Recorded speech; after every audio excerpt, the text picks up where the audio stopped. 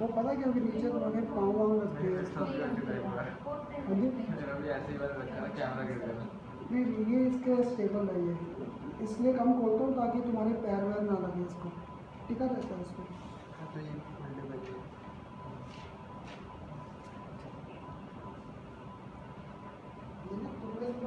किसी ने लेक्चर देखे रिकॉर्डेड पेपर्स को?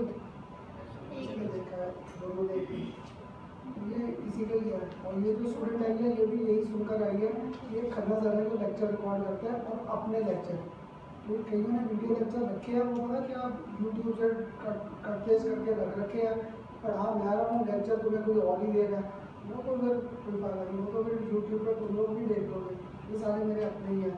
एक चैप्टर मैंने सॉलिड स्टेट नहीं किया था, 11 का और 12 का और 11 का फर्स्ट चैप्टर बेसिक कंसेप्ट मैं खुद पढ़ाता हूँ। और अब क्या तुम से इतने नए स्टूडेंट्स आ रहे हैं ना, मेरे पास टाइम नहीं रहता इसके लिए, तो मैं आगे ये 2 चैप्टर भी रिकॉर्ड दें, इनको भी रिकॉर्ड कर देते हैं, इसके बाद आपको पढ़ानी शांति थी।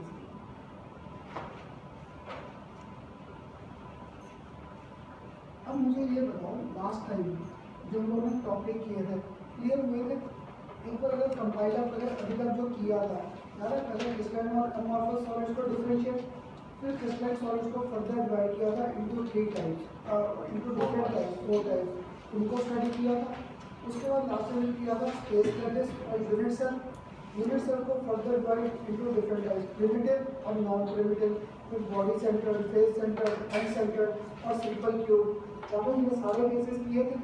इसके बाद लास्ट टाइम जो टॉपिक स्टार्ट किया था that was packing in our crystals, और उनमें कोऑर्डिनेशन नंबर आइडेंटिफाई करे थे।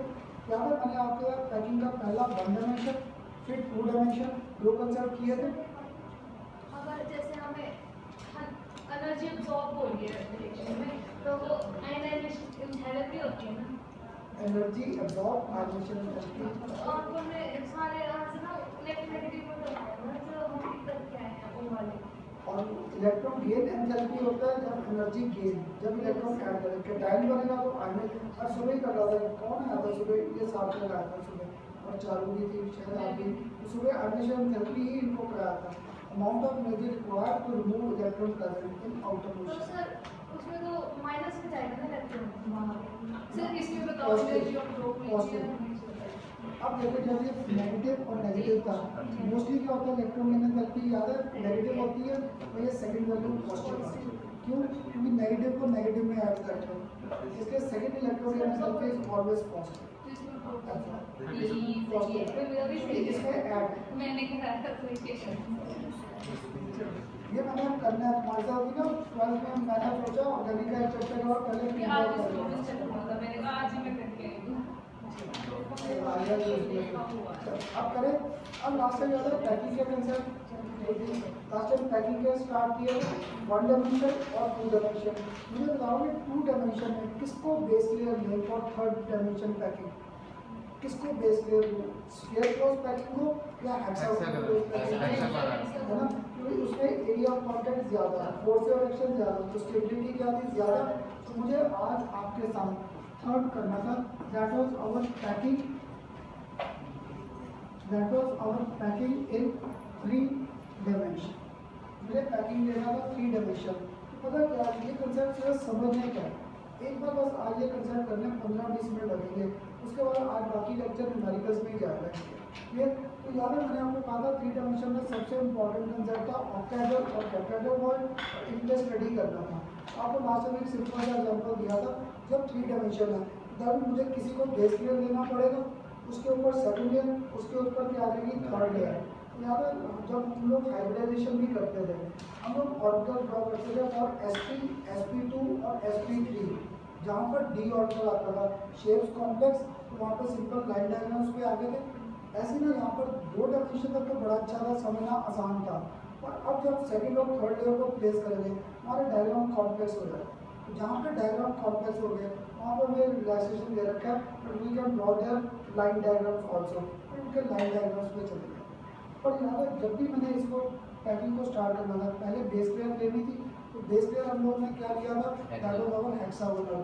तो अगर मैं पहले हेक्सागोनल ड्रॉ करता हूँ, ये फर्स्ट, ये सेकंड,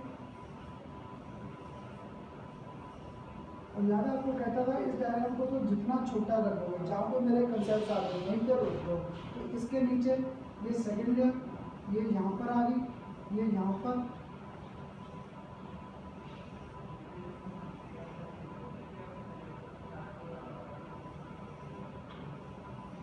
यहाँ पर रोक दो। अब अगर यहाँ पर रोक दिया तो मेरे पास बेस लेयर आ गई। अब इसके ऊपर सेकंड लेयर को प्लेस करना था। लास्ट टाइम आपको सिंपल एग्जांपल क्या दिया था, कोलोनल पिरामिड्स।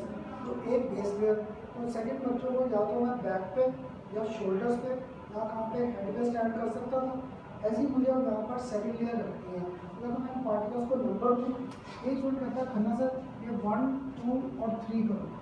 अगर ये 1 2 3 लेता देखो 1 ये 2 और ये 3, तो ये अगर इनके सेंटर्स अटैच करूँ तो ये मेरा इन्वर्टेड ट्रायंगल बन गया। एम्प्टी स्पेस आ रही है। ये शुरू करता खन्ना सर मैं नहीं लेता इन तीन को, मैं तो इन्हें लूँगा 1 2 3। अगर ये 1 2 3 लेता देखो 1 2 और 3, तो इस बार मेरे पास ये ऐसे ये इरेक्ट ट्रायंगल बन रहा। अगर इरेक्ट ट्रायंगल इसमें भी एम्प्टी स्पेस आ रही है, तभी मुझे नेक्स्ट लेयर प्लेस करनी आसान होगी। सेकंड लेयर क्या था, या तो मैं इनको रखूँ कहाँ पर एम्प्टी स्पेस, इन्वर्टेड ट्रायंगल, या क्या था इरेक्ट। तो देखो इन्वर्टेड करूँ या इरेक्ट, पार्टिकल को हर बार 3 नंबर है। सिमिलैरिटी की आपकी मर्जी है। कोई कहता है करना सर इन्वर्टेड पे करो, कोई कहता है इरेक्ट पे, जहाँ मर्जी कर सकता था। तो देखो यहाँ पर ये वर्ड ये वर्ड ये वर्ड ये और ये एक पैटर्न आ गया। अगर यहाँ पर रखने शुरू करूँ तो ये मेरे पास सेकंड पैटर्न आ गया। तो सपोज उनमें से किसी ने मुझे कहा था करना सर ये ऊपर रखने शुरू करो। तो अगर मैं ऊपर यहाँ से रखने शुरू करता, ये फर्स्ट पार्टिकल, यहाँ पर मेरे पास क्या आ जाएगा सेकंड पार्टिकल, इसी के ऊपर यहाँ पर ये थर्ड पार्टिकल, ऐसे नीचे और लेयर्स आनी शुरू हो जाएंगी, ऐसे आ जाएगा। ऐसे ही आते मुझे नेक्स्ट वर्ड्स का कंसेप्ट भी मिल गया। कैसे, ये देखो ये ब्लैक पार्टिकल था 1, ये 2 और ये क्या था 3 ब्लैक पार्टिकल। तो ये फर्स्ट पार्टिकल, ये सेकंड पार्टिकल और थर्ड पार्टिकल, इनके ऊपर क्या रखा मैंने ब्लू कलर। तो अगर मैंने इनके ऊपर रखा ब्लू, तो मुझे नेक्स्ट वर्ड का बेसिक मिल गया empty space between 4 particles, empty space between 4 particles, this is known as our tetrahedral void। ये मेरे पास क्या आ गई tetrahedral void।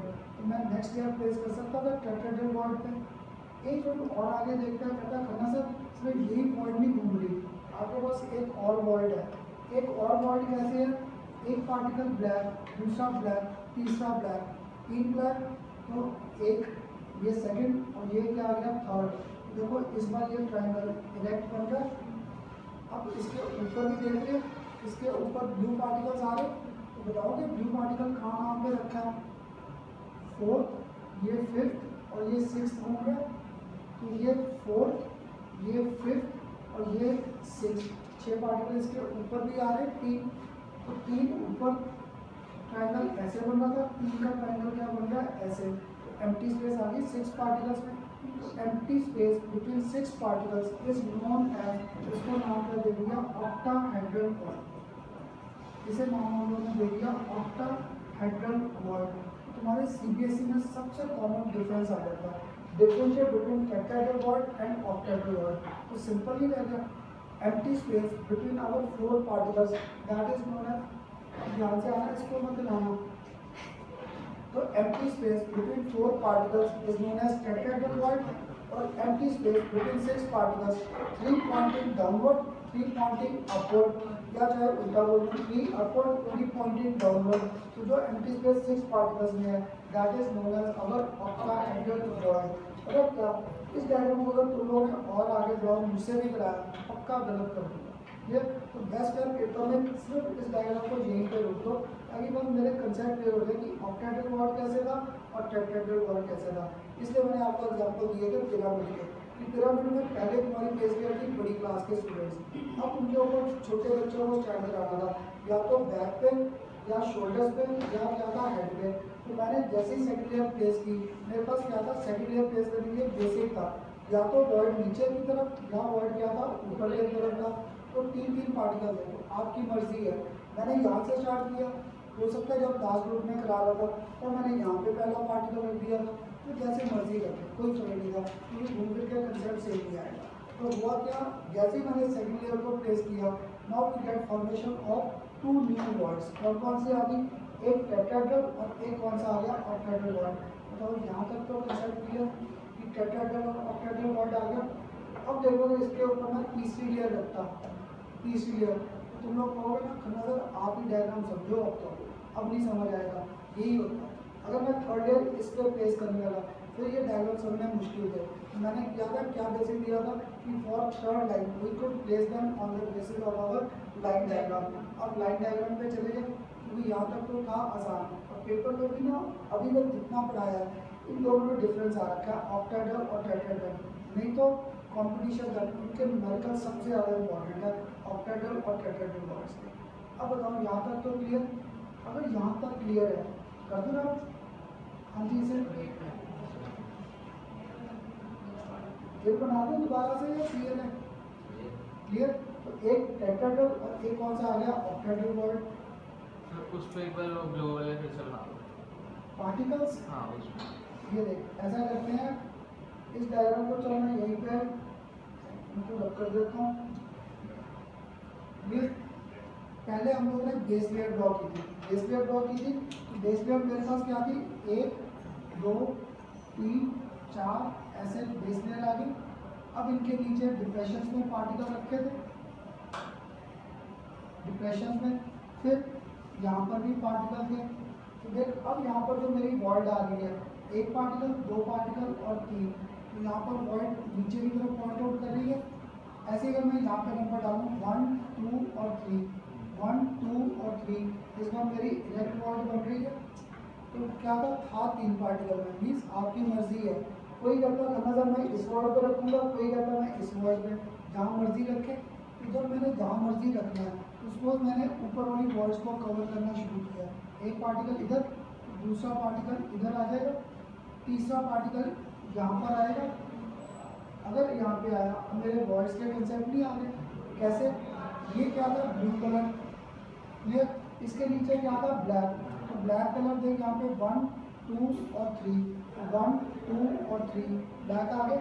इनके ऊपर ब्लू कलर आ रहा है, तो 4 में एम्प्टी स्पेस, टेट्राहेड्रल वर्ड आ गई। अब ऐसा कर, मुझे इधर नेक्स्ट कॉलम में आप बताओ 6 नंबर कैसे डालूं? पहले ब्लैक पे डाल ले, तो अगर ब्लैक पे डालूं तो ये फर्स्ट, ये सेकंड और ये थर्ड, 3 ब्लैक आ गए, 1 2 और 3 ब्लैक आ गए। अब इनके ऊपर देख, ये ब्लू, ये ब्लू, ये ब्लू, ब्लू, ये एक ट्रायंगल ऐसे, दूसरा ट्रायंगल ऐसे। ज़्यादा छोटी क्लास में ऐसे स्टार बनाते थे, स्टार बनाते थे मोस्टली ऐसे। तो एक ट्रायंगल नीचे, एक ऊपर, इन 6 में भी एम्प्टी स्पेस आ रही है। इन 6 में जो एम्प्टी स्पेस आई, that space is known as our octahedral. Clear. तो अब देखो अगर मैं यहाँ पर थर्ड लेयर प्लेस करता तो मैं खुद ही ना समझा पाता कि मैंने क्या कर दिया डायग्राम। क्लियर। और जब से मैंने ये नंबर डाले ना 1 2 3 4 5 6, अब हमें ये कंसेप्ट समझना आसान हो जाता है कि इनमें कैसे हम लोग इन डायग्राम्स को ड्रॉ करें। अब बताओ यहाँ तक तो क्लियर हुआ सबको? क्लियर। 1 2 3 और ये 4। ये यहाँ पर क्या किया था मैंने? अभी इनको 1 2 और 3 इनके ऊपर ऐसे पार्टिकल आ पीछे, तो वो कौन सा वर्ड बन गया? फिर ऑक्टाहेड्रल वर्ड। अब देखो अगर नेक्स्ट डायग्राम ड्रॉ करना है, ब्लू वाले से करना है कैसे? ये देख यहाँ पे अभी नंबर डाल रखे हैं 1 2 3, तो 1 2 और 3 ये आगे ब्लैक। इनके ऊपर क्या कर रखा है मैंने? Blue colour. ब्लू कलर को देख नंबर क्या दिया? 4 5 और 6। इधर क्या है? 4, इधर कौन सा? 5, इधर कौन सा? 6। इन 6 में एम्प्टी स्पेस आ रही है। जो 6 में एम्प्टी स्पेस है that is known as our octahedral void. अब तो क्लियर हुआ टेट्राहेड्रल और ऑक्टाहेड्रल। अगर ये टेट्राहेड्रल और ऑक्टाहेड्रल क्लियर है,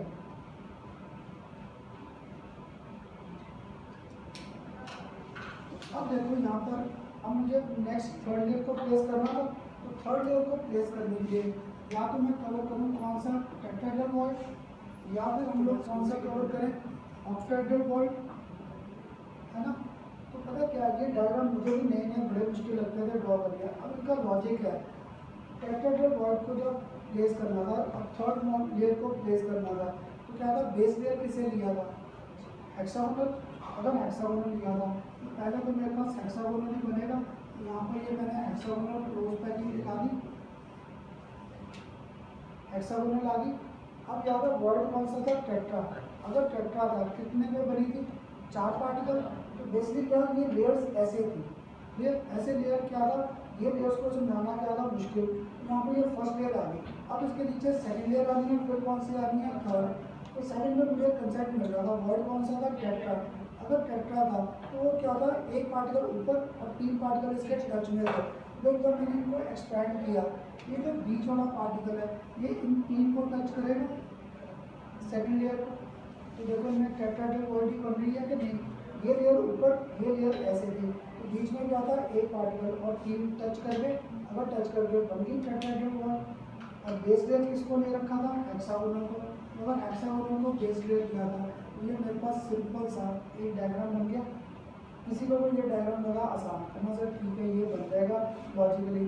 इस बार देखो जो पैटर्न आ रहा है ए बी फिर ए आ गया, दैट मीन्स इस बार भी जो पैटर्न आ रहा है मेरे पास ए बी टाइप आ गया। तो ये ए बी टाइप दूसरे से डिफरेंट था, वो क्या था? Square close. और ये मेरे पास क्या था? Hexagonal close packing. ये 3 डायमेंशन में, this pattern was in our 3 dimension. ये आ गया।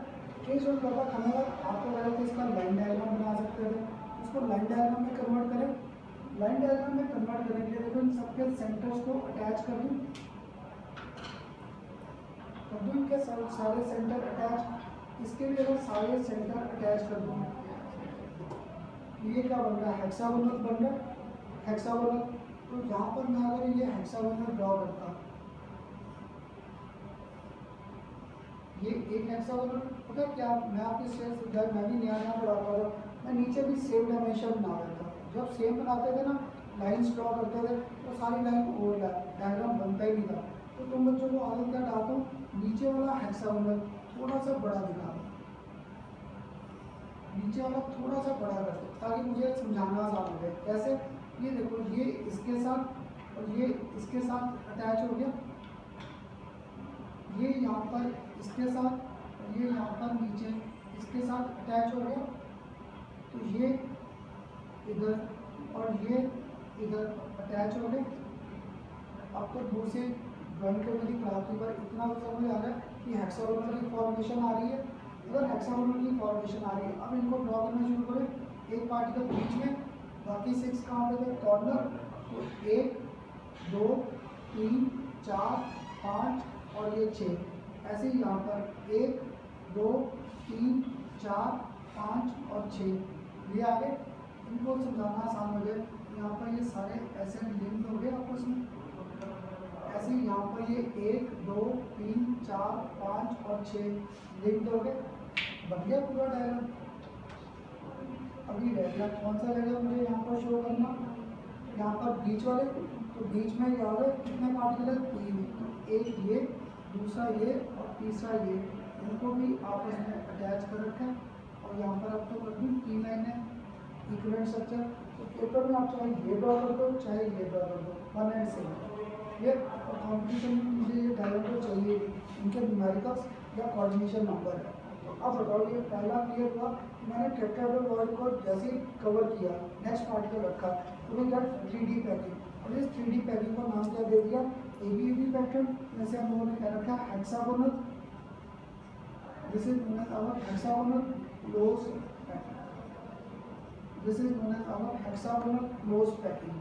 अब बताओ यहाँ पर ये डायग्राम क्लियर बना लिया साथ साथ। टेट्राहेड्रल बॉडी मतलब जैसे हमने 4 पार्टिकल में थे, देख 3 पार्टिकल ये, एक इसके ऊपर ये है, तो बन जाएगी टेट्राहेड्रल बॉडी। ऐसे ही देख नीचे भी बढ़ती है, 3 ये ऐसे लेयर जब आएंगी तो ऊपर भी टेट्राहेड्रल बॉडी, नीचे भी टेट्राहेड्रल ही बन रही है। ये 4 पार्टिकल थे ना, देख 3 ये और एक ऊपर ये, 3 ये और इसके नीचे भी पार्टिकल है, ऊपर भी है और नीचे भी है, दोनों तरफ टेट्राहेड्रल बॉडी बन रही है। ये देखो ये लेयर्स ऐसे टच में है, अगर टच में है तो 6 पार्टिकल ऊपर, नीचे 3 है, तो 3 और 1 ये 4 बना रहे थे टेट्राहेड्रल बॉडी। अब बताओ यहाँ तक तो लॉजिक क्लियर हुआ। अब पता क्या, बीच में तो रट्टा लगा देते हैं कि इसका कोऑर्डिनेशन नंबर हमारे पास क्या था? 12। एक छोटे मुझे हर बार पूछा करना सर लॉजिक क्या था, इसका कहाँ से आपने 12 निकाल दिया कोऑर्डिनेशन नंबर? यार मैं शुरू से कहता था कोऑर्डिनेशन नंबर के लिए बीच में से पकड़ते हैं, अगर बीच में से पकड़े अभी तक बीच का तो कंसेप्ट आया ही नहीं। तो देखो ए बी और ए, मैंने तो सबको रिपीट ही नहीं किया। अगर रिपीट नहीं किया तो ए के बाद क्या रिपीट होगा, बी। तो तुम्हारी बुक्स में तो नहीं बना आगे, पर मैं तुम्हें समझाने के लिए एक और दिखा दूँ यहाँ पर बी। तो बी में क्या है, 3 पार्टिकल।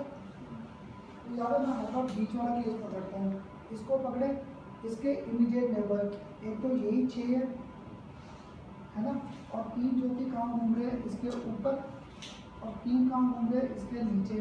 तो 6 + 3 + 3 कोऑर्डिनेशन नंबर इसका पक्का आ गया। 12 का नहीं, इसके ग्रामिंग की जरूरत नहीं थी, बस लॉजिक था। इसके कोऑर्डिनेशन नंबर क्या थे, तो पक्का था जो सेंटर पे था ये जो पार्टिकल था। तो 6 तो इसके इमीडिएट नेबर, 3 ऊपर भी हैं और 3 नीचे भी है, इससे कभी नहीं समझ पाओगे। इसलिए मैंने आपको शुरू से कहा था जब भी कोऑर्डिनेशन नंबर देना है हम लोग कहाँ से पकड़ते हैं, बीच में से, क्योंकि वही कंसेप्ट था। तो जैसे ही बीच में से पकड़ा, अब तो आ गया इसका कोऑर्डिनेशन नंबर 12। अब बताओ, एक तो क्लियर हुआ टेट्राहेड्रल। अब टेट्राहेड्रल के बाद नेक्स्ट कौन सा था, ऑक्टाहेड्रल। तो ऑक्टाहेड्रल में याद है कितने पार्टिकल में वर्ड बनेगी, 6।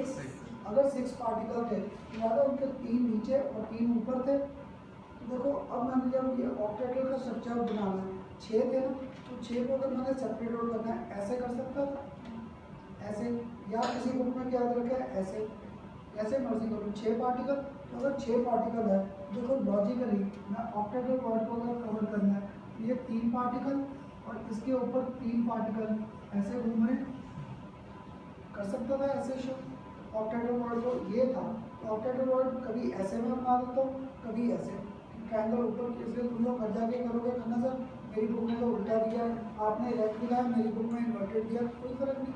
उन्होंने क्या किया, तो जब सेपरेट आउट करना था वो ऐसे कर रखा, मैंने ऐसे, जो मर्जी लॉजिक ले लें, उनको बस सेपरेट आउट करना था। ये याद है बेस लेयर क्या थी, हेक्सागोनल। तो तीसरी लेयर तो पक्का है, यहाँ पर क्या बनेगा, हेक्सागोनल क्लोज पैकिंग। तो मुझे ना ये डायग्राम ऐसे याद आता है, नहीं तो नया पढ़ाता था, खुद घर से पढ़ के छुट्टी हो जाती थी, तो वहाँ पढ़ा के जाता था। एक बार मुझे याद है मैं जब चंडीगढ़ जाता था ना, उन दिनों में ऐसे ही मैंने पढ़ाया, बस में जाता था ताकि मेरा टाइम सेव हो जाए, क्योंकि गाड़ी वाड़ी नहीं थी, या बस में इसलिए जाता था कि रास्ते में भी पढ़ता जाऊँगा खाता जाऊँ, क्योंकि टाइम नहीं मिलता था, कभी खाना कभी पढ़ना, और 2 ही काम थे। तो फिर रास्ते में कई बार खाते हो जाना, या फिर वहाँ पर जो जाके लेक्चर पढ़ाना वो पढ़ता जाता था रास्ते में, कि कहीं वही ना बोल दूँ कि डायग्राम कैसे है। अब बस लॉजिक याद है कि ऑक्टेट्रल वर्ड है, अगर ऑक्टेट्रल है इनको समझाने के लिए क्या था, इनको सेपरेट आउट करना था, तो ऐसे ही होगी। बेस लेयर क्या थी ये। अब देखो जो टाइप ऑफ पैटर्न आ रहा है पैकिंग, ये ए बी और सी। इस बार जो पैटर्न आया मेरे पास वो ए बी सी आ गया, ए बी सी। और इस पैकिंग को जो नाम दे रखा है, this is known as our cubical, this is known as our cubical close packing, cubical close packing. या इसको एक और नाम दे रखा है, इसको एक और नाम क्या रखा है, face centred cubical packing, face centred cubical packing. ये इसको नाम दे दिया फेस सेंटर्ड क्यूबिकल पैकिंग। ये था हमारा पैकिंग का कंसेप्ट। अब शायद तुम्हें से कोई बता देगा इस केस में कोऑर्डिनेशन नंबर को कैसे करें, आएगा ग्रुप 12 के नहीं, क्योंकि सी तक तो मैं समझ नहीं सकता। फिर रिपीट करूँ, सी के बाद पक्का रिपीट क्या होगा, ए। तो ए को जब रिपीट किया इसको ही पकड़ना था, 6 इधर 3 ऊपर और 3 नीचे, यानी दोनों में कोऑर्डिनेशन नंबर हमारे पास 12 आ गया। ये चाहे मैं बात करूँ किसकी, हेक्सागोनल, चाहे बात करूँ क्यूबिकल क्लोज पैकिंग। और अब इसका जो साइड वाला डायग्राम है वो करना आसान ही हो गया, कि मैंने यहाँ पे टिप दे दिया। इस पैकिंग को एक और नाम दे रखा था, क्या, फेस सेंटर्ड। ज़्यादा फेस सेंटर्ड यूनिट सेल तो ड्रॉ नहीं किया मुझसे, फेस सेंटर्ड यूनिट सेल करते थे ऐसे। अगर ऐसे करते थे 1 2 3 4 5 6 7 और 8, बाकी पार्टिकल यहाँ पे बनाए थे, ठीक है।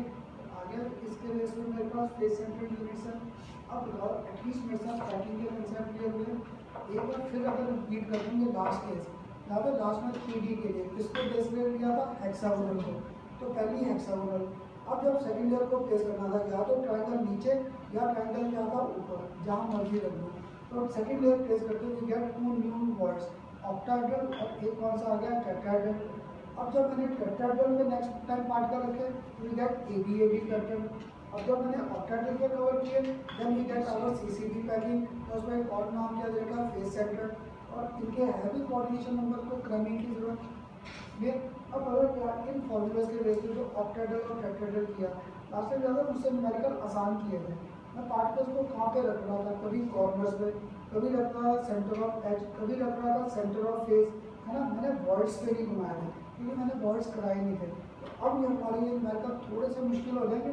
मैं पार्टिकल्स को सिर्फ प्रॉपर पोजीशन नहीं इन एम्प्टी स्पेसेस में भी लाना बैठाना शुरू कर दूँ, उससे हमारे फॉर्मूला थोड़े से कंफ्यूजन वाले हो जाएंगे, लेकिन उनके बेस पे न्यूमेरिकल्स आते हैं।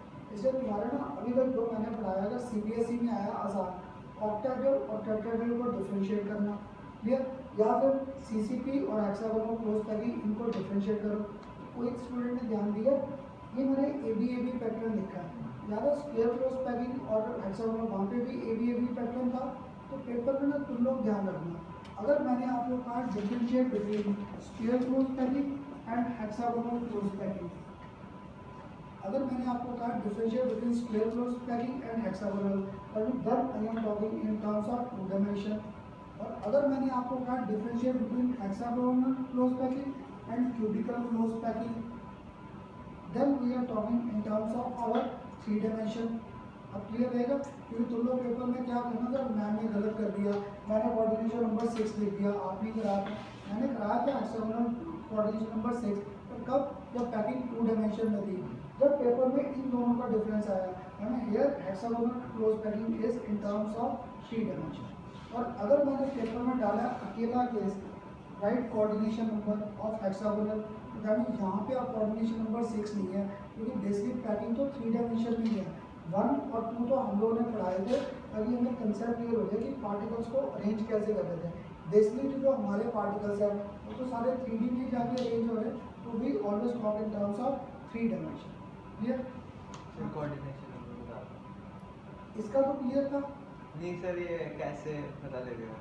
अच्छा, ये लास्ट टाइम याद कर जब किया था, अगर बच्चों की एक लाइन थी तो याद है जो बीच वाला स्टूडेंट है 2 से बातें कर सकता है, तो कोऑर्डिनेशन नंबर क्या था, इमीडिएट नेबर या space with touch each other. तो जो बीच वाला स्टूडेंट है वो आगे और पीछे वाले से बातें, तो कोऑर्डिनेशन नंबर 2 आ गया। जब मैंने सारे बच्चों को लाइन में स्टैंड करा दिया, तो जो बीच वाला स्टूडेंट है वो आगे पीछे और लेफ्ट और राइट, तो कोऑर्डिनेशन नंबर 4 आपका स्क्वायर क्लोज पैकिंग आ गई। अब अगर मैं ये किया था याद है हेक्सागोनल क्लोज पैकिंग में, तो बीच वाला 6 के टच में है, कोऑर्डिनेशन नंबर क्या आ गया 6, ये तो आ गया आसान। अब आ गया मेरे को पैकिंग या coordination number in three dimension, तो यहाँ पर ए बी, तो बाद में क्या था हमारी बुक में तो ना ये नहीं दिखा रखा, उन्होंने सीधा दे रखा है कोऑर्डिनेशन नंबर 12। तो मैंने थोड़ा सा लॉजिक दिया ए बी ए, अभी तक बीच में तो आया ही नहीं था, तो मैंने ए के बाद रिपीट कर दिया बी को। अब ये मेरा पार्टिकल बीच में चला गया, अगर बीच में चला गया 6 इसके इमीडिएट नेबर, 3 इसके ऊपर टच में थे, 3 इसके नीचे टच में थे, तो 6 + 3 + 3 कोऑर्डिनेशन नंबर 12 आ गया। ऐसी देख इसमें ABC से को समझा नहीं पाया, रिपीट करना था, तो पक्का सी के बाद रिपीट क्या होगा ए, जैसे ही ए को रिपीट किया 3 ऊपर 3 नीचे और 6 इसके इमीडिएट नेबर, तो कोऑर्डिनेशन नंबर 12 आ गया। अब बताओ क्लियर हो सर गया? आपने SCP प्लस CCP बारे में बोला कि कोऑर्डिनेशन प्लस हाँ मैंने भी कहा, मैंने मुझे गलत करा था, तो रिकॉर्डिंग में सुन लेना। तो हेक्सागोनल और क्यूबिकल में दोनों में थ्री डायमेंशन था, तो अगर तुम लोगों ने 6 लिख दिया वो गलत होगा, क्योंकि अब यहाँ पे थ्री डायमेंशन, तो कोऑर्डिनेशन नंबर 12। हाँ ऊपर अगर ये डिफरेंस आ रखा है, यहाँ पे कोऑर्डिनेशन नंबर 6 है, क्योंकि यहाँ पे we talk in terms of two dimension. अभी तो ये सारे ना आसान केस बन रहे हैं हमारे कॉम्पिटिशन में। SCP LCP है क्या? ये यहाँ पर स्क्वायर क्लोज पैकिंग और हेक्सागोनल क्लोज पैकिंग, ठीक है। अब पता क्या एक और इसका क्वेश्चन आ रखा है, ये डायग्राम बनाना है। हाँ हाँ, कई स्कूल्स में आ रहा है, कई लोग स्कूल में हम करेंगे, अभी शायद आज आ जाएगी, कई स्कूल्स में आ रहा है, कई स्कूल में केमिकल बॉन्ड्स का आ रहा है, कई लोग ये आ रहा है। अब तेरे स्कूल में पता नहीं आ रहा है कि नहीं।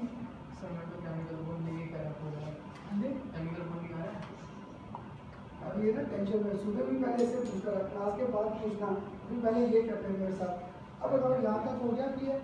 अगर यहाँ तक क्लियर हो गया, इसमें ना कॉम्पिटिशन में तुम्हारे एक और क्वेश्चन आ रखा है। ये डायग्राम मैंने दे दिया आपको, कह दिया इसमें find effective atoms, find effective atoms. तो एक मेरा वाइज तो लिख के आ गया कोऑर्डिनेशन नंबर, याद है कोऑर्डिनेशन नंबर और इफेक्टिव एटम अलग अलग कंसेप्ट है। जब ये था इधर तो पता क्या, तो मैं पहले तो बड़े लॉजिक देता था आपको समझाने के। यहाँ पे देखो 3 तरह के पार्टिकल ही घूम रहे, कैसे? एक घूम रहा है सेंटर में, तो ये फेस नहीं था, फेस, ये सेंटर ऑफ फेस पे घूम रहा है। तो यार सेंटर ऑफ फेस की मुझसे कंट्रीब्यूशन कर रखी थी क्या? हाफ। यानी इसकी भी कंट्रीब्यूशन हाफ है, इसकी भी कंट्रीब्यूशन हाफ है। तो एक तो यहाँ पे पक्का हाफ इंटू 2 आ गया। एक याद है जो बॉडी के सेंटर में था वो पूरा का पूरा इसको, अब ये तीनों के तीनों बीच में ही है। अगर तीनों बीच में ही है धर्म, ये तीनों के तीनों इसी को बिलोंग कर रहे हैं। अब तुम लोग बताओ ये जो कॉर्नर पे है इसकी कंट्रीब्यूशन क्या है?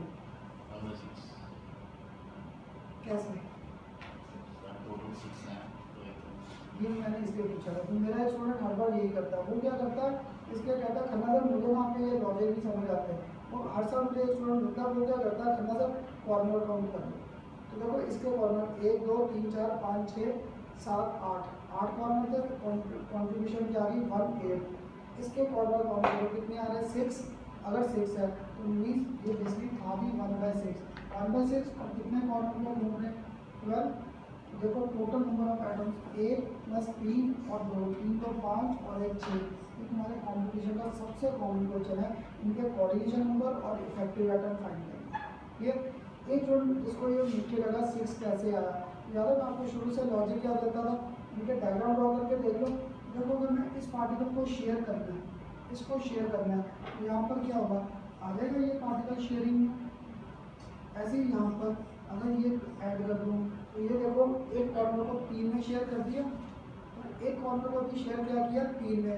3 ही ऐसे इसके ऊपर भी तो आएंगे, है ना, 3 इसके ऊपर नहीं तो इसके नीचे आ जाएंगे। एक होगा तुम्हारे इसके ऊपर कहाँ से लाओगे, तो ये 3 तो ऐसे आ गए, ऐसे 3 इसके नीचे भी आ रहे। तो दैट मीन्स एक कॉर्नर को 6 में शेयर कर दिया, या एक स्टूडेंट मेरा ऐसे ही आ रहा था कॉर्नर ले लेता, कॉर्नर 6 है तो पक्का इसकी कॉन्ट्रीब्यूशन 1/6 है।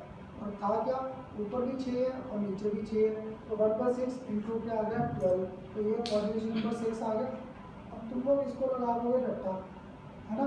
मैं कंपटीशन में क्या करूँगा, आपको ये पार्टिकल मिसिंग कर दूँ, क्योंकि डिफेक्ट्स भी आगे आने हैं।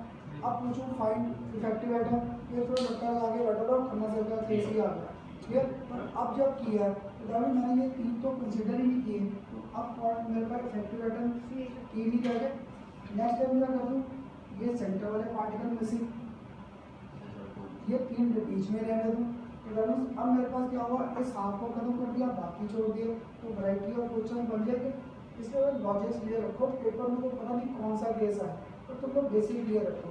और बेसिक बड़े आसान थे, कॉर्नर में या तो कॉर्नर देखो या मैंने आपको लॉजिक्स दे रखे थे, बनाकर देखो, बनाकर देखे तो कॉर्नर 6 में शेयर हो रहा है, तो 1/6 रह गया। ये बेसिकली क्या था, फेस का सेंटर ही था। अगर फेस का सेंटर था, ज़्यादा लास्ट टाइम लॉजिक्स दिए थे ये, इसलिए आज भी यही रखे थे, फेस सेंटर, इससे ज़्यादा शेयर नहीं कर सकते, तो आधा आधा ही आ रहा है दोनों में, तो कोई कंसेप्ट लेकर हम लोग कर सकते थे इसको। अब बताओ मेरे से यहाँ तक तो क्लियर हुए, क्लियर। अगर यहाँ तक क्लियर है, अब देखना हमारा ना आज बाकी का लेक्चर इनके न्यूमेरिकल्स में जाएगा, और ये तुम्हारे आ रखे हैं पेपर में, पक्का है। ये न्यूमेरिकल तो देखना एक आएगा ही आएगा, स्कूलों में भी। और हाँ हाँ ठीक है। तो अब देखो यहाँ तक ये तो क्लियर। तो अब देख इसके साथ हमारे पास, तो अब इनके बेस पर अब हमारे न्यूमेरिकल्स आ जाएंगे। तो न्यूमेरिकल में एक फॉर्मूला बड़ा यूज में आएगा, वो क्या आएगा, how our octahedral voids and tetrahedral voids are related to one another. कि मैं ऑक्टाहेड्रल और टेट्राहेड्रल वर्ड्स को आपस में रिलेट कैसे करेंगे। इसके लिए हमारे पास एक फॉर्मूला है, ये डेरिवेशन नहीं है हमारे कोर्स में, ये फॉर्मूला है यूज में। तो number of octahedral voids, octahedral को ओ भी लिख दूँ चाहे, number of octahedral voids is equal to number of constituent particles present, number of constituent particles present in given lattice, number of constituent particles present in given lattice, और इसके बाद एक और फॉर्मूला आता है नंबर ऑफ टेट्राहेड्रल वर्ड्स।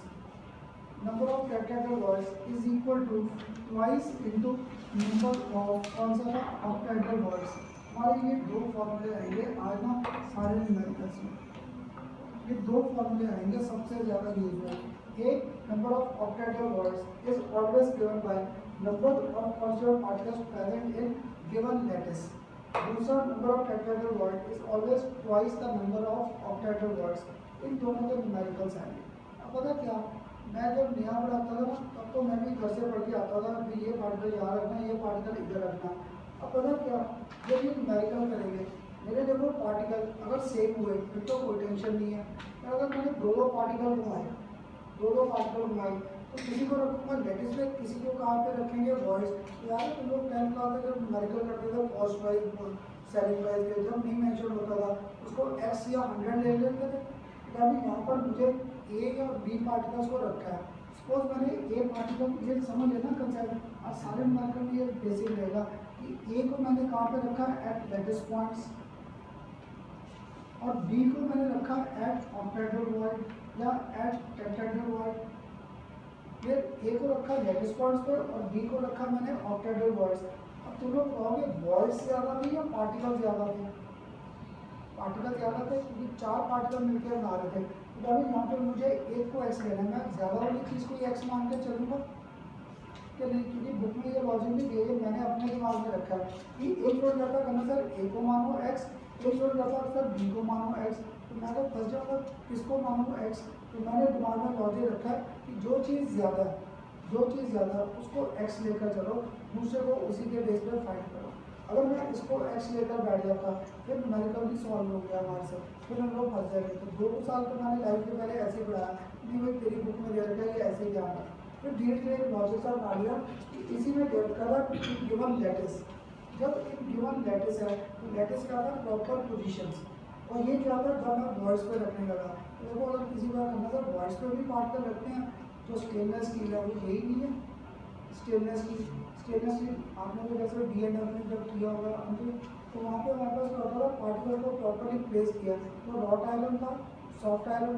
तो हम लोग स्टेनलेस स्टील में करते क्या था, तो वो भी आयरन, और उसमें क्या किया छोटे पार्टिकल ऐड कर दिए, किसके कार्बन के, सिलिकॉन के। तो उनमें एम्प्टी स्पेस ही थी, तो छोटे पार्टिकल जाके सेटल हो गए। जैसे ही छोटे पार्टिकल जाके सेटल हुए एयर को डिस्प्लेस कर दिया। जब एयर नहीं जाता मेरा आयरन ऑक्सीडाइज ही कहाँ से होगा, तो आयरन को रस्ट फ्री कर दिया। दूसरा, जैसे ही पहले पार्टिकल इधर थे अब एक पार्टिकल बीच में भी रख दिया तो एरिया ऑफ कॉन्टैक्ट बढ़ा दिया, closer reaction stop, melting point high हो गया कि नहीं, और हार्ड हो गया नेचर में। इसलिए स्टील कुछ डिफरेंट नहीं था, वो था बेसिकली आयरन ही। और उसमें क्या किया मैंने छोटे पार्टिकल को लाकर वॉइड में रख दिया। ये 12th में आएगा डी ब्लॉक में। इन कंपाउंड का नाम रखा है इंटरस्टिशियल कंपाउंड्स। इंटरस्टिशियल कि मेरे पास प्रॉपर अरेंजमेंट था, उनके एम्प्टी स्पेस में लाकर मैंने छोटे पार्टिकल्स को सेटल डाउन कर दिया। सेटल डाउन करते ही उनका मेल्टिंग पॉइंट भी बढ़ गया और वो क्या बन गया रस्ट फ्री। तो रस्ट फ्री इनर्ट हो गया नेचर में। देखा आयरन को तो रस्टिंग होनी है, तो जो स्टेनलेस स्टील है स्टेनलेस स्टील वो तो नहीं होता। या घर में हम लोग जो स्टैचूज वगैरह रखते हैं बेडरूम वगैरह में जो करती है उनको तो कभी रस्टिंग नहीं होती क्योंकि वो सारे ब्रोंज का कोई किसका है। तो मैंने वहाँ पे मेटल्स को मिक्स करके छोटे वालों को बीच में लाकर सेटल कर दिया है। मतलब वो कंसेप्ट ही था। अब बताओ इसमें ये फॉर्मूला तो क्लियर रहेगा। अगर ये फॉर्मूला क्लियर रहेगा, अगर आज के न्यूमेरिकल स्टार्ट करें कंसेप्ट है तो एक पहला लिखो सिंपल न्यूमेरिकल फर्स्ट। हाँ फॉर्मूला लिखो फॉर्मूला। ये फॉर्मूला तो सबसे ज़्यादा यूज में आएगा ऑक्टेट्रल वर्ड और साथ में tetrahedral words. Clear? Sir rock salt वगैरह के डायग्राम्स कराएंगे। हाँ जी मतलब रॉक सॉल्ट वगैरह के वो फिगर्स वो डिफेक्ट्स में आके आ जाएंगे। वो डिफेक्ट्स वो शायद नेक्स्ट लेक्चर में, और कोशिश करेंगे सिर्फ 2 या 3 लेक्चर में और खत्म करने की। हाँ अभी संडे तो आ जाएगा। इस संडे तुम्हारा क्योंकि मैंने भी इनके टेस्ट दे दिए, 13 रह गया। और चलो एटलीस्ट अब टेस्ट तो दिएगा मेरे पास है ना। ये जाने से पहले गलती का भी पूछ लेना सबको ना। अभी तो मुझे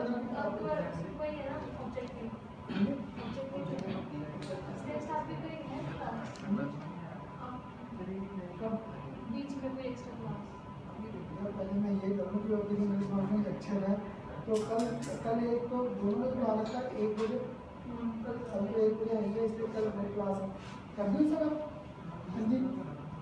अब लिखोगे फर्स्ट न्यूमेरिकल, चलो एक लिखो फर्स्ट, और ये तुम्हारे पेपर में बड़ी बार आ रखा है फर्स्ट।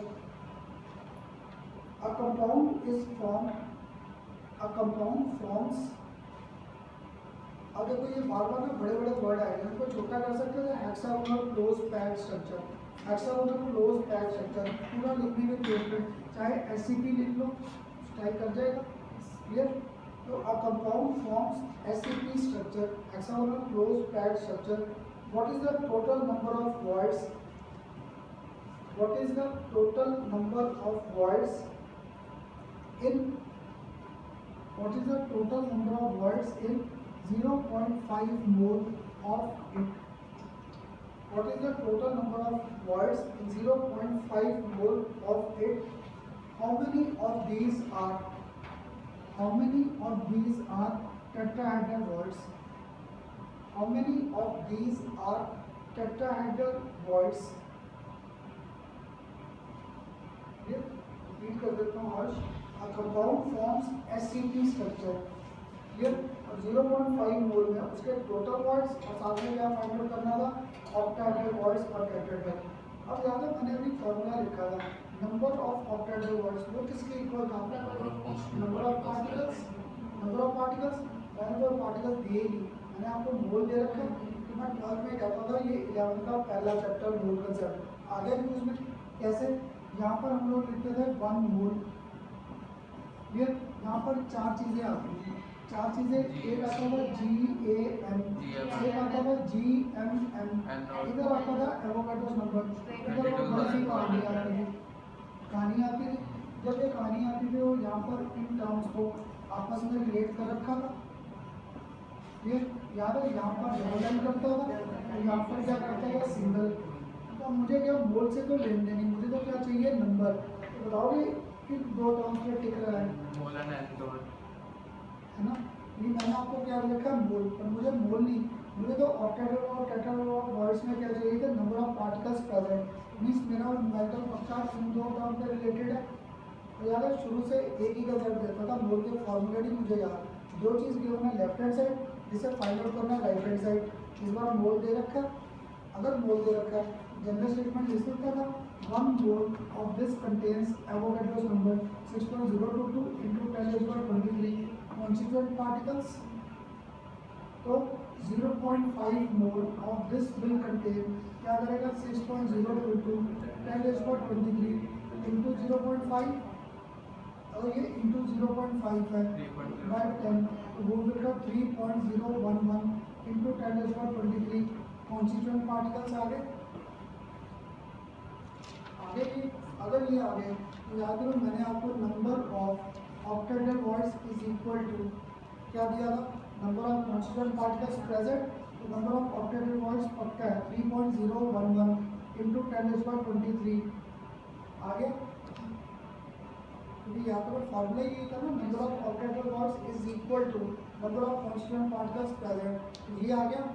अब शायद में से कोई बता देगा 6.022 टेट्राहेड्रल वर्ड्स, इनको अगर मल्टीप्लाई कर दिया तो 6.022 10⁻23।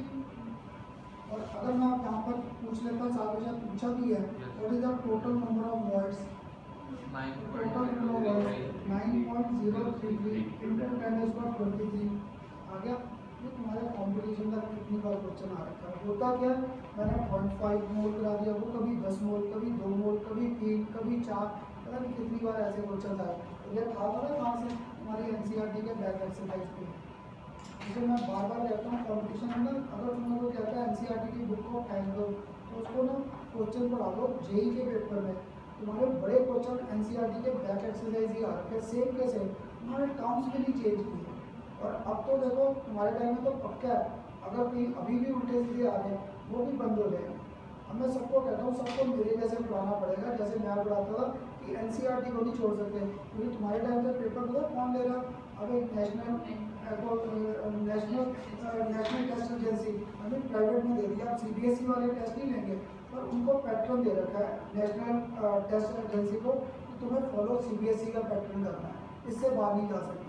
तो उनको आप फॉलो बिल्कुल सीरियसली मीन जो उल्टा सीधा पढ़ा रहे थे ना, तो वो सबको बंद करना पड़ेगा, क्योंकि एक तो शायद हमारे टाइम में तो पक्का एडवांस बंद ही कर रहे हैं, सिर्फ मेन सी रह रहे हैं, सिर्फ मेन रह रहे हैं, एडवांस को खत्म ही कर रहे हैं। और यही ट्रेंड खत्म कर रहे हैं कि तुम बच्चों का रट्टाफिकेशन खत्म हो, सिंपल लॉजिक पढ़ लो। और मेरे कल मेरे साथ जितने लेक्चर्स लगाए हैं देखा होगा कि अगर मेरे साथ बेसिक क्लियर हो रहा है तो क्रैमिंग नहीं है, बस बेसिक क्लियर है तो उन्हीं से हमारा काम चलता है। लेकिन अब बताओ, पहला सिंपल न्यूमेरिकल तो क्लियर हुआ, अब यार दूसरे न्यूमेरिकल से क्या करता था, अब इनको घुमाना शुरू करेंगे, और दूसरा जब घुमाना शुरू करेंगे ना, अब फार्मूले आएंगे केटाइंस और एनाइंस के। जहाँ पे केटाइंस और एनाइंस के आए तो मैं एक सिंपल सा चीज़ याद रखता हूँ, जब तक कोई इलेक्ट्रॉन लूज नहीं करेगा कोई गेन नहीं कर सकता, है ना। जब तक मैंने इलेक्ट्रॉन, जैसे सोडियम है, जब तक सोडियम इलेक्ट्रॉन लूज नहीं करेगा, ऑक्सीजन जो एटमोसफेयर में बैठा है, और वो जब तक सोडियम इलेक्ट्रॉन दे नहीं रहा, ऑक्सीजन कहाँ से गेन करेगा। तो दैट मीन्स जब भी मैंने फॉर्मूले बनाने, जो इलेक्ट्रॉन लूज करता है उसे पहले लिखेंगे, दैट मीन्स केटाइन पहले और एनाइन हमेशा क्या आएगा बाद में। क्योंकि अभी तक याद है जितने फॉर्मूले बनाए एक ही, मैंने कभी नहीं कहा कौन केटाइन है कौन एनाइन है, और आज कंफ्यूज करने के लिए केटाइन और एनाइन ऐड कर सकता था, तो वह लॉजिक याद रखना, केटाइन पहले है और एनाइन बाद में है। जब तक कोई इलेक्ट्रॉन लूज नहीं करेगा दूसरा गेन ही नहीं कर सकता। दैट्स व्हाई केटाइंस और एनाइंस का एक कंसेप्ट मिल गया। करिए अब इसके बेस पर न्यूमेरिकल दो की एक लिखो। Next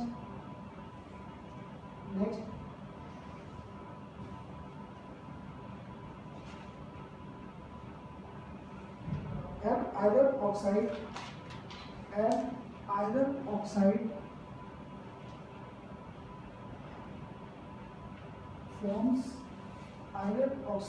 forms SCP structure. Iron oxide forms SCP structure with array means proper position. array को हम लोग लैटिस पॉइंट्स को एक और नाम रखा है array. with array means positions. Here with array of oxide ions. With array of oxide ions. Here with 2 out of 3 octahedral voids. With 2 out of 3 octahedral voids occupied by iron ion. With 2 out of 3 octahedral voids occupied by iron ion, predict the formula of given iron oxide. Predict the formula of given iron oxide. Then, अब देखो जब मैंने iron oxide बोला है ना, इसलिए मैंने आपको वो आयरन की ऑक्सीडेशन रेट नहीं बताई थी, तो तुम लोग साथ ही बोल रहे थे, या तो बनेगा FeO या क्या बनेगा Fe2O3, है ना। इसलिए मैंने अभी वो नहीं बोला कि वो आयरन कौन सा, क्योंकि अगर मैं आयरन बोल दूँगा तब तो तुम लोग फेरस और फेरिक, फिर तो फेरस ऑक्साइड FeO या Fe2O3 सीधे ही बोल दोगे, इसलिए मैंने आयरन बोला। अब तुम लोग सोच कर बताओ, एक मेरे पास ऑक्साइड आयन है, एक मेरे पास आयरन आयन है, किसको X मानो? आयरन को कहाँ पे रखा, वॉइड पे। अगर वॉइड पे पार्टिकल क्या थे, कम थे, इसलिए मैं इसको X मान लिया, फिर न्यूमेरिकल गलत ही होगा। मैंने किसको X माना है, ऑक्साइड, क्योंकि ऑक्साइड आयंस क्या थे, ज़्यादा, अगर ज़्यादा होते तो लोग उसे हर बार X मानेंगे। तो यहाँ पे सपोज मैंने अब आपके साथ number of oxide ions is equal to X ले लिए, number of oxide ion is equal to X। यहाँ पे मेरे पास नंबर ऑफ octahedral voids क्या थी, नंबर ऑफ पार्टिकल्स प्रेजेंट, तो नंबर ऑफ octahedral voids में पक्का क्या आ जाएंगे, X आ जाएंगे। क्लियर। अब यहाँ पे मैंने आयरन आयन को कहाँ पे रखा है, number of iron ion, number of iron ion कहाँ पे रखा है, 2 out of 3, 2 out of 3, यानी वो बेसिकली 2/3 ऑफ X घूम रहा है, कि नहीं। अब मेरे पास फॉर्मूला जो बनाना था याद है, पहले किसको लिखना, पहले आयरन को, तो मैं अभी तक देखो इसको फॉर्मूला नहीं लिख रहा, आयरन और साथ में क्या था, ऑक्साइड आयंस, ये फॉर्मूला बनाना। अगर ये फॉर्मूला बनाना है तो याद है ये क्या घूम रहा था, ऊपर 3x, ये क्या घूम रहा है x, ये x और x कट गए, अगर x और x कट गए तो यहाँ पर 2:3 आ गया, अगर 2:3 आ गया, आयरन का फॉर्मूला क्या था, Fe2। ये तुम्हारे कॉम्पिटिशन करना, ये मेरे का सबसे कॉमन आता है। सबसे कॉमन जरूर आते हैं, पता नहीं कितनी बार ऐसे न्यूमेरिकल का क्लियर। पर क्या था, इसलिए मैंने आयरन ही बताया था कि नहीं तो तुम्हारे बुक में तो दे रखा था फेरिक आयंस। क्लियर, क्योंकि यहाँ पे पक्का है ये जो आयरन रूम है वो फेरिक आयंस ही है। क्यों? क्योंकि अभी तुम लोगों ने मुझसे ऑक्सीडेशन रेट तो नहीं की है, और यहाँ तो यहाँ पे आयरन +3 आता है, ये रिडॉक्स सेक्शन में आएगा कैलकुलेशन से। क्लियर, अब पूछ। सर पता लग गया ऑक्साइड के हैं जब क्योंकि मैंने तुझे ऑक्साइड कहाँ बोला, एरे, एरे बोल दूँ या लैटिस बोल दूँ, वन एंड सेम है। चाहे मैं लैटिस पॉइंट बोल दूँ चाहे बोल दूँ एरे, एरे मीन्स मैंने इनको प्रॉपर पोजीशन पे असाइन कर रखा है, या मुझे एरे समझ ही नहीं आया, चल मैं भी तेरे जैसा नहीं समझ आया, तो मैंने आयरन आयंस को कहाँ पे रखा है, ऑक्टेटल वर्ड, दैट मीन्स इसको तो कभी एक्स नहीं मान सकता, क्योंकि वॉइस क्या थी कम, पार्टिकल क्या थे ज़्यादा, इसलिए पक्का ऑक्साइड भी एक्स लेंगे। ये पूरी लॉजिक दिमाग में रखा। अब क्लियर हुआ? नहीं तो मुझे याद है शायद पहले 2 साल जब साहित्य पढ़ाए ना, और तो मैं तुम लोग पूछते थे मुझसे, तो कहता था नहीं नहीं तू ऑक्साइड को ही एक्स मान के चल, बस ऐसे ही मान ले एक्स, तो मुझे अपने पे भी गुस्सा आता था कि मैं करूँ क्या। फिर धीरे धीरे ये लॉजिक बना दिया दिमाग में कि वॉइस कम है, अब मैं इसको तो कभी एक्स नहीं, दूसरी चीज़ को बस एक्स मान के सॉल्व करूँ। अब क्लियर हुआ? एक और करें, अब शायद अगर ये क्लियर हुआ सबको कि नहीं पक्का, नेक्स्ट न्यूमेरिकल जो आप जैसे लिखते हो ना, तुम्हें से कोई ना कोई मुझे ऐसे ही आंसर तो आ रहा था करना सर, इसका आंसर ये आएगा, करोगे? अब एक और ट्राई, एक और लिखो नेक्स्ट, ये लिख लो।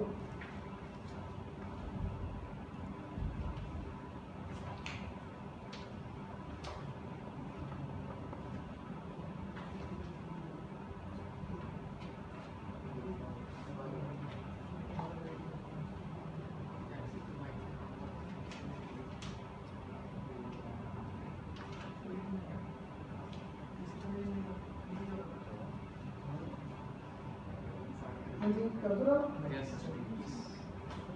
लिखिए नहीं, अब लिखो इट नेक्स्ट। हाँ जी लिखो it next numerical, a compound is formed by 2 elements m and n, a compound is formed by 2 elements m and n, एक m है और दूसरा पार्टिकल क्या है n। ये the element n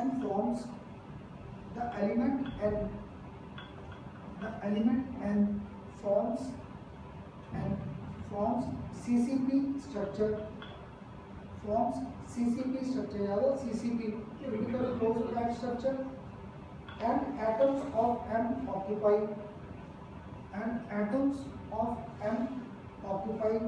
1/3 of tetrahedral voids. Predict formula of Mn crystal. हाँ जी, अब Mn3 नहीं आएगा क्योंकि ये मैंने तुझे टेट्राहेड्रल दिया, ऑक्टाहेड्रल होता फिर कह सकता था। हाँ जी, हाँ यहाँ पर लेकर, हाँ अब तो ये लगा कि नहीं। Predict formula of Mn crystal. अब मुझे ना बीच में ऐसे मत बताया करो, खुद पहले ट्राई करो, क्योंकि बाद में आंसर चेंज करते रहते हो, बाकी भी सारे कंफ्यूज हो जाते हैं। तो predict formula of Mn crystal. अब चालू मुझे ऐसा कर, एक N है और एक क्या M, किसको मानूं X, M को कहाँ पे रखा, वर्ड क्या थी काम की, इसलिए N को मानेंगे। जब तक तुम लोगों को आंसर सेम नहीं आता ना, मैं कोई ना कोई क्वेश्चन रिपीट करता रहता हूँ, अगर सबके दिमाग में बैठ गया वर्ड को कभी एक्स नहीं लेना, हर बार इसे लेना था। दैट मीन्स सपोज यहाँ पर number of n atoms is equal to x ले ले, अगर ये x लिए तो बताओगे अब यहाँ पर number of octahedral words x अब नंबर ऑफ ऑक्टाहेड्रल वर्ड्स वो तो x ही आएंगी, इसे ना स्टेप में मूव करो, नहीं तो जो अभी आंसर देरी कर रहे थे इसलिए होता है कि पहले स्टेप वाइज मूव करो। ऑक्टाहेड्रल वर्ड्स x, तो अब अंदर यहाँ पर ये नंबर ऑफ टेट्राहेड्रल वर्ड्स ना 1/3 नहीं, वो तो आपने m का कंसेप्ट बोल दिया, तो ऑक्टाहेड्रल वर्ड्स क्या थे, तो ये टेट्राहेड्रल वाइज नहीं था, तो 2x आ जाएगा, 2x आ गया। अब देखो वर्ड्स तो आ गई 2x, और मैंने m को कहाँ पे रखा है, सिर्फ इसके 1/3 पे, अगर 1/3 पे यानी number of m atoms is equal to 1/3 of tetrahedral 1/3 of 2x, तो 2x by 3 आ गया। अब अगर मैंने इस बार कैटायन आयन नहीं दिया, जब कैटायन आयन नहीं दिया आपकी मर्जी, जब आपकी मर्जी है तो एक ने फॉर्मूला क्या बना दिया स्टेनलेस में, तो याद है m मेरे पास क्या था 2/3x, ये क्या था x कट गया तो 2:3 फॉर्मूला प्रूफ कर। अब क्लियर हुए कैसे है? बस यहाँ पर एक लॉजिक मेन ये था कि तुम लोगों ने x कैसे मानना है, ये अगर गलत कर दिया फिर सारा न्यूमेरिकल गलत हो जाएगा। तो एक आपको क्यों दे रखा है, जैसे अभी सार्थक है मुझे भी ये एरे या पॉइंट्स याद नहीं रहते, वर्ड का तो ध्यान रहेगा या फिर वर्ड को कभी x नहीं लेना, दूसरे पार्टिकल को x लेना, बस लेकर सॉल्व कर दो। सर ये 2x कहाँ से आएगा? ऑक्टेटल वर्ड्स क्या थी, नंबर ऑफ पार्टिकल्स, तो नंबर ऑफ टेट्राहेड्रल वर्ड क्या था, ट्वाइस नहीं था इसका। अब क्लियर हुआ? अब नेक्स्ट न्यूमेरिकल में ना मुझे नहीं बताना, क्लियर, पहले एक बार ट्राई करना है, तो फिर बाद में बाकी भी सारे फंस जाते हैं। एक बार सर इसमें जैसे हमको SCP CCP दे रखे हैं, इनका क्या फायदा हुआ? अभी कुछ भी नहीं, वो आगे तो जब डिफेक्ट्स वगैरह करेंगे तब उन्हीं में, या वहाँ पे जब CCP आगे जब वो एच लाइन के न्यूमेरिकल्स वहाँ पे इनका यूज आएगा, इसमें नहीं आएगा, वो वहाँ पे आएगा। ये एक लिखो नेक्स्ट न्यूमेरिकल और जल्दी मत करना, और मुझे नहीं बताना, पहले एक बार ट्राई करना सारे। Atoms of element B from, atoms of element B from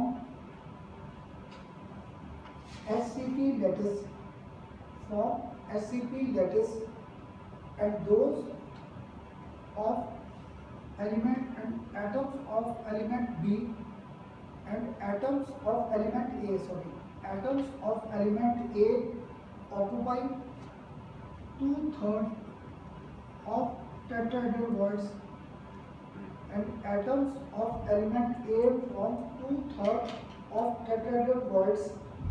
Predict the formula of AB crystal. Predict the formula of AB crystal.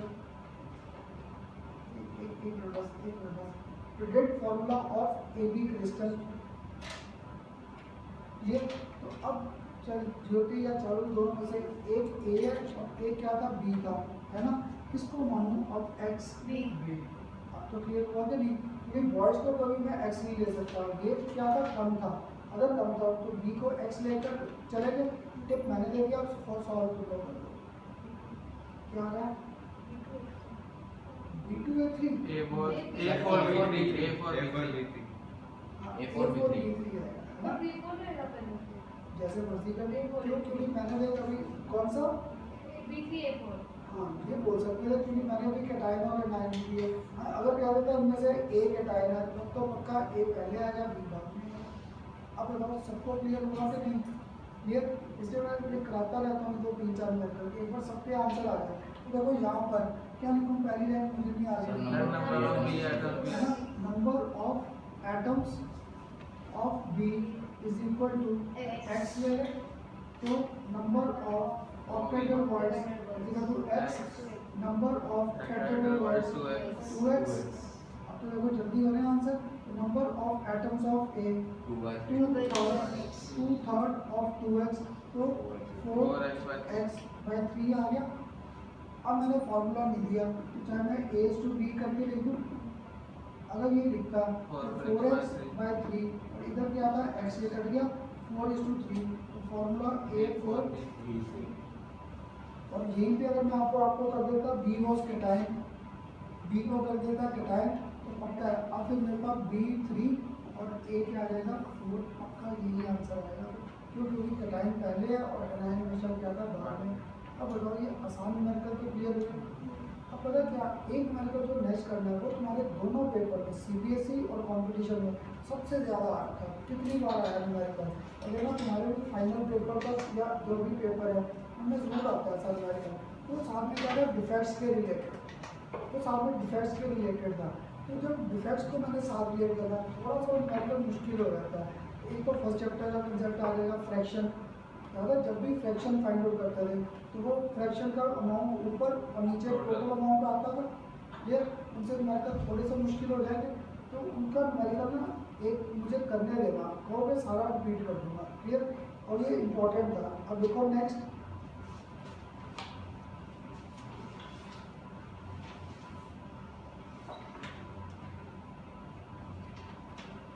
अब नेक्स्ट में अब आपको दे दिया एनालिसिस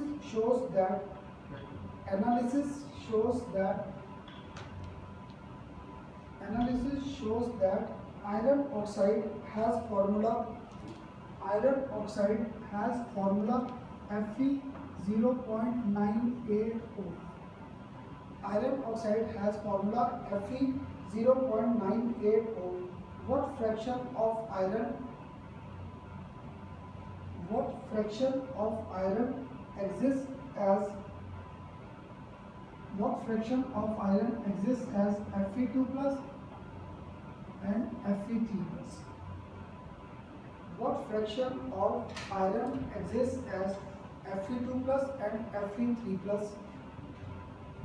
फिर अब देखो यहाँ पे ना थोड़ा सा आपका कंसेप्ट घुमाया है। अगर देखो मैं आज तक तो तुम लोग 10th क्लास तक याद है फॉर्मूले ऐसे पढ़ते थे, या फॉर्मूला कैसे पढ़ते थे Fe2O3। तो ऊपर वाले केस में आयरन क्या होता था +2, इस केस में आयरन क्या होता था यहाँ पे +3। क्लियर?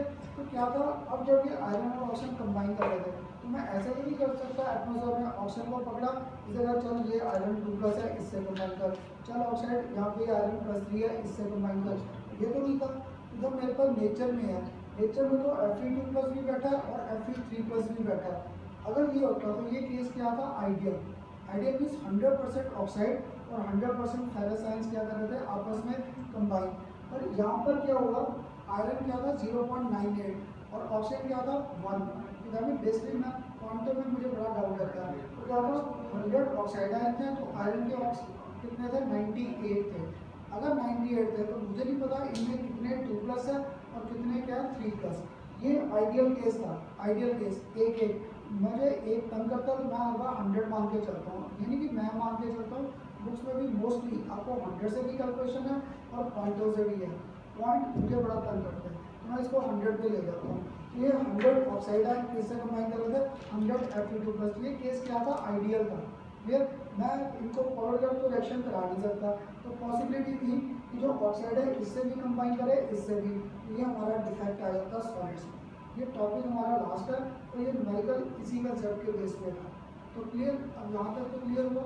अगर यहाँ तक क्लियर है तो सपोज मैंने यहाँ पर Fe2+ के आयंस क्या मान लिए x, नंबर ऑफ Fe2+ ये कर दूँ तो नंबर ऑफ Fe3+ वो 98 माइनस x हो जाएंगे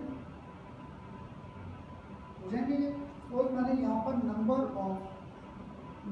ऑफ Fe2+ x कर दिया और नंबर ऑफ Fe3+ वो मैंने क्या कर दिया 98 माइनस x। तो आप कंसेप्चुअली ये कर सकता था, हाँ जी कर सकता था ये। अगर ये कर सकता था तो नंबर ऑफ ऑक्साइड आयन तुम लोग बताओगे कितने हैं? हाँ जी good. Number of oxide ions वो हमारे पास कितने थे 100। अब बताओ इस पूरे पे कोई चार्ज है नहीं है ना। अगर इस पर कोई चार्ज नहीं है तो मैं यहाँ पर total charge on given species find कर दूँ। मैंने वर्ड स्पीसीज क्यों लिखा है क्योंकि क्या पता कंपटीशन में या तुम्हारे सीरियसली में ये न्यूट्रल हो ही ना, मैं इसको कभी नेगेटिव चार्ज कभी पॉजिटिव चार्ज कुछ भी ले सकता था। इसे मैंने लिखा total charge on given species. तो तुम लोग सोच कर आंसर दोगे एक Fe2+ का चार्ज क्या था +2 है ना। तो अगर मैं यहाँ पर x ही मतलब 10 लेता Fe2+ के आयंस तो टोटल चार्ज क्या हो जाएगा। अगर 10 आयंस लेता Fe2+ के ना, मैंने x को तो लिया ही नहीं, एक अगर Fe2+ था तो चार्ज क्या था +2। अगर मैं इसके 10 आयन ले लेता टोटल चार्ज +2 × 10 भी हो गया है ना। अगर 100 कर दूँ तो 100 कर दिया तो +2 × 100 हो गया। मैंने कितने नंबर दे रखे हैं x, मीन्स एक पे चार्ज क्या था +2। अगर x पार्टिकल्स है तो इन पे टोटल चार्ज यहाँ पर 2x हो गया 2x। अगर 2x हो गया तो एक Fe3+ था तो चार्ज क्या था +3। मेरे पास कितने आयंस हैं 98। मेरे पास यहाँ पर क्या कर दूँ 98 माइनस x और इन पे चार्ज क्या बन गया +3। क्लियर हुआ? तो अब मुझे ना आगे ऑक्सीजन का लिखना नहीं आ रहा, क्या लिखूँ ऑक्सीजन का आंसर है ना -2 8 पे है और टोटल कितने हैं 100, तो क्या आ जाएगा मेरे पास प्लस 100 इंटू -2 आ जाएगा। तो तुम बच्चों को ना बुक में से ये लाइन नहीं समझ आती, इस लाइन को लगा लेते हो रट्टा, क्लियर करना था ये कौन समझे रट्टा लगा लेते हैं। जब इसको रट्टा लगा लिया पेपर में जरूरी कोई है अगर ये 0.98 आए, कभी 95, कभी 94, कभी 96, कभी 92, पता नहीं कितने न्यूमेरिकल्स आ रखे हैं। इसलिए यहाँ पे वो कंसेप्ट क्लियर करना था कि अभी भी अगर किसी को डाउट है 1 लेता तो 4 क्या था +2, अगर 10 लेता तो +2 इंटू 10 20, और यहाँ पे कितने नंबर दे रखे x, तो टोटल चार्ज +2 इंटू x, इस पे 1 पे चार्ज 3 प्लस, टोटल कितने थे 98 माइनस x, ये करके और साथ में 100 -2। अब तो यहाँ पर मैं x निकाल सकता था, अगर यहाँ पे x निकालोगे ना ये आ जाता है हमारे पास 94, नहीं आता ही 94, 93 पॉइंटों में आता है 93.89 या ऐसे करके, पता नहीं एक बार किसी ने किया था तो 98 पॉइंट उसने कहा था 89 के आसपास, तो ये 94 आ गया। अगर ये 94 आ गया देखो मेरे पास यहाँ पर नंबर ऑफ Fe2 प्लस कितने आ गए 94, तो number of Fe3 plus clear वो 98 माइनस 10 हो जाएंगे। अगर 98 माइनस 10 4 आ गए, मैं भी आपकी जगह होता ना मैं ये आंसर लिखकर छोड़ाता हूँ, क्लियर। ये तो कोई फ्रैक्शन आई नहीं, जैसे तुम्हारे कंपटीशन में ये क्वेश्चन बड़ी बार आया तुम लोग 94:4 पे टिक लगा देते हो, तो ये तो गलत नहीं हो गया। मैंने आपसे पूछा what fraction of iron existence +2 and +3, ये तो तुम लोगों ने नंबर फाइंड किया है।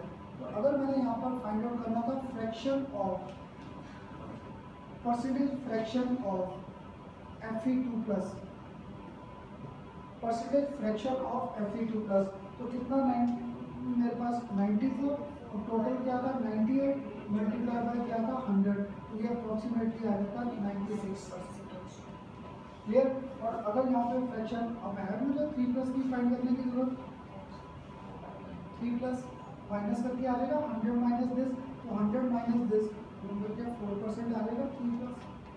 ये न्यूमेरिकल तुम्हारे पेपर में कितनी बार आया पता नहीं, हर साल ही कहीं ना कहीं तो आता है, कभी CBSE में कभी कॉम्पिटिशन में कहीं ना कहीं ऐसे न्यूमेरिकल आया है, क्लियर। तो अब बताओ सबको क्लियर हुआ या रिपीट करूँ? सर बस वो स्टेप बता दो कि Fe2 + x है तो Fe3 + 98 - x कैसे? वो ये टोटल आयरन क्या था 98 था, अगर ये 98 है तो मुझे नहीं पता इसमें +2 कितने हैं और +3 कितने हैं, तो मैंने एक को मान लिया x, तो दूसरा पक्का इसको माइनस कर दें क्योंकि टोटल तो इनका सेम है, ये एक दूसरा डाउट आता है यहाँ पे, क्योंकि तुम्हारी बुक में ना ये ऐसे नहीं सॉल्व किया उन्होंने, ये 100 - 2 इधर लिख रखा है प्लस करके, क्लियर। तो लॉजिकली बस मैंने लिखा था इन सबको अगर ऐड करूँ ऊपर कोई चार्ज नहीं है तो टोटल चार्ज तो क्या आना चाहिए 0 चार्ज करके उसमें ये कैलकुलेट किया था, लिख ले साथ तक तुम्हें तो बाद में लिख लो पहले, ये इसको मैंने फिर तोड़ना है बड़े अलग अलग फॉर्म में। अब बताओ सबको ये टेबल बनाना आसान लगा कि नहीं? अगर ये क्लियर है तो लिख लिया ये,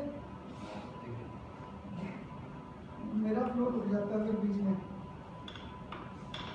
हाँ जी अब यहाँ तक तो क्लियर हुआ पक्का, तो डाउट तो नहीं है, अगर यहाँ तक डाउट नहीं है अब सारे ठीक है, जिसको पूछता जाओ तो ये चेंज नहीं। सर अगर हम 98 की जगह तो 0.98 है। हाँ तू रख ले 0.98, अगर तेरा मैथ्स अच्छा पॉइंटों में नहीं फंसता, मैं पॉइंटों में फंस जाता, मेरे आंसर ठीक नहीं आते, इसके बाद मैंने इनको होल नंबर में कर दिया 0.98 और 1 ले लो या 100 और 98%, बात तो वही होगी ना। इसलिए तो आप चाहे कई बुक्स हैं उन्होंने 0.98 से ही कर रखा है, तो मैं इसको 98 पे कर लूँ। अब बताओ यहाँ तक तो क्लियर हुआ। अब देखो इसी क्वेश्चन को चेंज कर दे, चेंज कैसे कर दिया, अब मैंने यहाँ पर वो ये नहीं किया, मैंने आपको यहाँ पर क्या कर दिया 0.92 कर सकता था 0.92, अगर 0.92 कर दूँ तो अब मुझे बताओ मैं कहाँ चेंज करूँ। एक तो यहाँ पे पक्का ये 92 हो जाएगा, अब यहाँ पर चेंज होगा, क्या चेंज होगा यहाँ पर, आपको क्लियर हुआ सबको कि नहीं?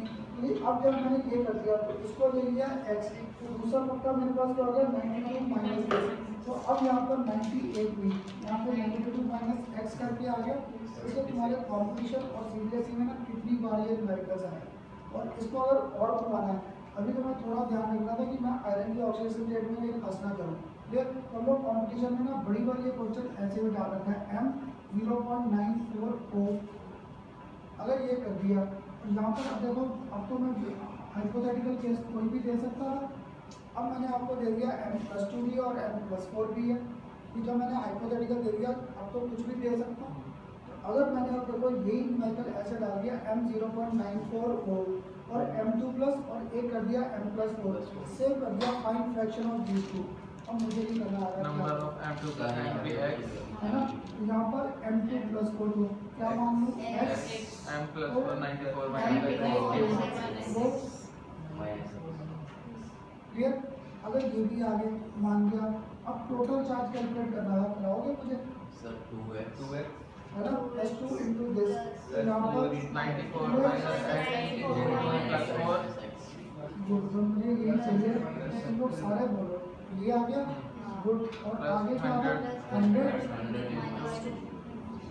अब नहीं बोल रहे बेटी, नहीं तो मुझे यही था, मैं अभी जब बोल ही नहीं मेरे साथ, तो अब क्लियर हुआ यहाँ से करके। अब तो x निकाल सकता था, तो आ जाएगी फ्रैक्शन मेरे पास f इस बार +2 और +4। अब तुम लोग क्या कॉम्पिटिशन में भी यही क्वेश्चन ऐसे ही याद रखोगे। वहाँ पर मैंने क्वेश्चन चेंज कर दिया, मैंने आपको रेशियो पूछ ली, what is the ratio of ions present, what is the ratio of cations present. तो क्या था तुम लोग यही फाइंड करके आगे रखना था, कर दिया 96 मैंने ये तो पूछे ही इस बार, मैंने तो आपको इनकी रेशियो पूछी है, तो इनकी रेशियो क्या आ जाएगी 94:4। इसमें कॉम्पिटिशन में वैरायटी ऑफ क्वेश्चन बन जाते हैं, क्लियर। अभी तुम्हारे आ रखे हैं ऐसे क्वेश्चन। अब बताओ मेरे साथ कुछ क्लियर हुआ यहाँ सर पर? O के साथ भी कोई हो, जैसे Fe2 और 3 उसके अंदर कुछ निकालना हो।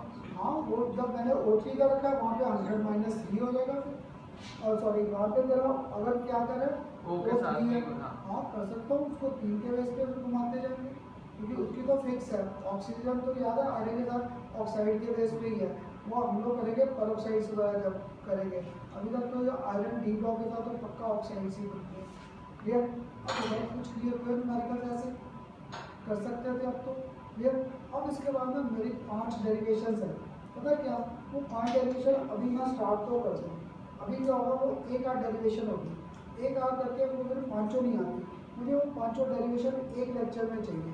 एक लेक्चर में करने से क्या होता है, पहली डेरिवेशन मैं करूँगा, तो सेकंड और थर्ड और फोर्थ फिर तुम लोग ही आगे ड्राइव कराते जाओगे, हमारा टाइम सेव हो जाएगा। इसलिए आज ना अभी क्लास एंड कर दूँगा, तो ये मत सोचना करना था तो कहते थे टाइम बढ़ाना, आज जल्दी छोड़ दिया, इसलिए कि वो पाँचों डेरिवेशन एक लॉजिक में आ रहे हैं।